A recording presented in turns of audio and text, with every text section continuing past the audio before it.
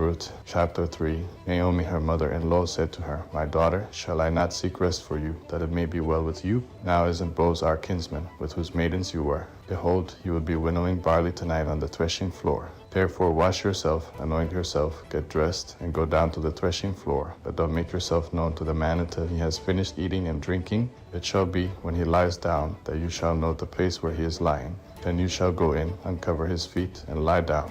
Then he will tell you what to do. She said to her, All that you say, I will do. She went down to the threshing floor and did everything that her mother-in-law told her.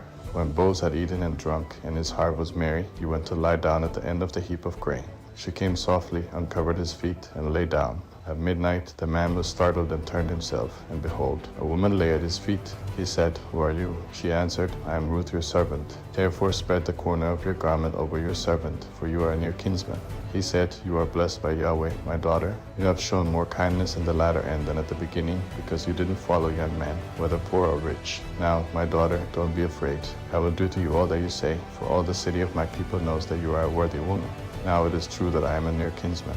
However, there is a kinsman nearer than I. Stay this night, and in the morning, if he will perform for you the part of a kinsman, good. Let him do the kinsman's duty. But if he will not do the duty of a kinsman for you, then I will do the duty of a kinsman for you, as Yahweh lives. Lie down until the morning. She lay at his feet until the morning. Then she rose up before one could discern another. For he said, Let it not be known that the woman came to the threshing floor. He said, Bring the mantle that is on you, and hold it. She held it, and he measured 6 measures of barley, and laid it on her. Then he went into the city. When she came to her mother-in-law, she said, How did it go? My daughter? She told her all that the man had done for her. She said, He gave me these 6 measures of barley, for he said, Don't go empty to your mother-in-law. Then she said, Wait, my daughter, until you know what will happen, for the man will not rest until he has settled this today. Chapter 4. Now Boaz went up to the gate and sat down there. Behold, the near kinsman of whom Boaz spoke came by. Boaz said to him, Come over here, friend, and sit down. He came over and sat down. Boaz took 10 men of the elders of the city and said, Sit down here, and they sat down. He said to the near kinsman, Naomi, who has come back out of the country of Moab, is selling the parcel of land, which was our brother Elimelech's. I thought I should tell you, saying, Buy it before those who sit here, and before the elders of my people. If you will redeem it, but if you will not redeem it, then tell me, that I may know. For there is no one to redeem it besides you, and I am after you. He said, I will redeem it. Then Boaz said, On the day you buy the field from the hand of Naomi, you must buy it also from Ruth the Moabitess, the wife of the dead, to raise up the name of the dead on his inheritance. The near kinsman said, I can't redeem it for myself, lest I endanger my own inheritance. Take my right of redemption for yourself, for I can't redeem it.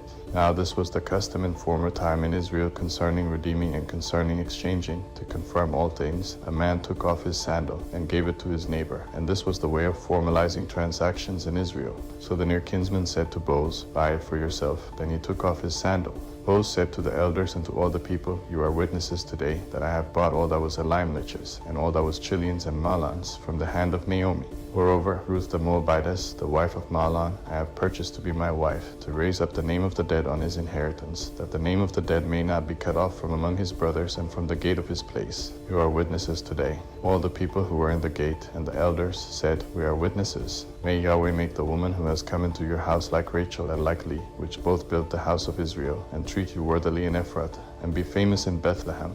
Let your house be like the house of Perez, whom Tamar bore to Judah, of the offspring which Yahweh will give you by this young woman. So Boaz took Ruth, and she became his wife, and he went into her, and Yahweh enabled her to conceive, and she bore a son. The women said to Naomi, Blessed be Yahweh, who has not left you today without a near kinsman. Let his name be famous in Israel. He shall be to you a restorer of life and sustain you in your old age, for your daughter-in-law, who loves you, who is better to you than 7 sons, has given birth to him. Naomi took the child, laid him in her bosom, and became nurse to him. The women, her neighbors, gave him a name, saying, The son is born to Naomi. They named him Obed. He is the father of Jesse, the father of David. Now this is the history of the generations of Perez. Perez became the father of Hezron, and Hezron became the father of Ram, and Ram became the father of Amminadab.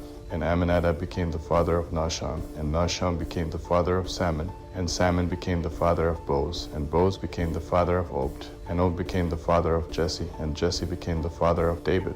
The first book of Samuel, chapter 1. Now there was a certain man of Ramathaim Zophim, of the hill country of Ephraim, and his name was Elkanah, the son of Jeroham, the son of Elihu, the son of Tohu, the son of Soph, an Ephraimite.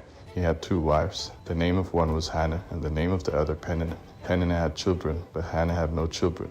This man went up out of his city from year to worship and to sacrifice to Yahweh of armies in Shiloh. The 2 sons of Eli, Hophni and Phinehas, priests to Yahweh, were there. When the day came that Elkanah sacrificed, he gave portions to Peninnah his wife and to all her sons and her daughters. That he gave a double portion to Hannah, for he loved Hannah, but Yahweh had shut up her womb. Her rival provoked her severely to irritate her, because Yahweh had shut up her womb. So year by year, when she went up to Yahweh's house, her rival provoked her. Therefore she wept and didn't eat. Elkanah her husband said to her, Hannah, why do you weep?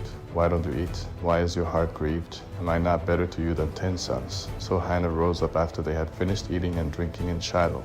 Now Eli the priest was sitting on his seat by the doorpost of Yahweh's temple. She was in bitterness of soul and prayed to Yahweh, weeping bitterly. She vowed a vow and said, Yahweh of armies, if you will indeed look at the affliction of your servant and remember me, and not forget your servant, I will give to your servant a boy, then I will give him to Yahweh all the days of his life, and no razor shall come on his head. As she continued praying before Yahweh, Eli saw her mouth. Now Hannah spoke in her heart. Only her lips moved, but her voice was not heard. Therefore Eli thought she was drunk. Eli said to her, How long will you be drunk? Get rid of your wine. Hannah answered, No, my lord, I am a woman of a sorrowful spirit. I have not been drinking wine or strong drink, but I poured out my soul before Yahweh. Don't consider your servant a wicked woman, for I have been speaking out of the abundance of my complaint and my provocation. Then Eli answered, Go in peace, and may the God of Israel grant your petition that you have asked of him. She said, Let your servant find favor in your sight. So the woman went her way and ate, and her facial expression wasn't sad any more. They rose up in the morning early and worshipped Yahweh, then returned and came to their house to Ramah.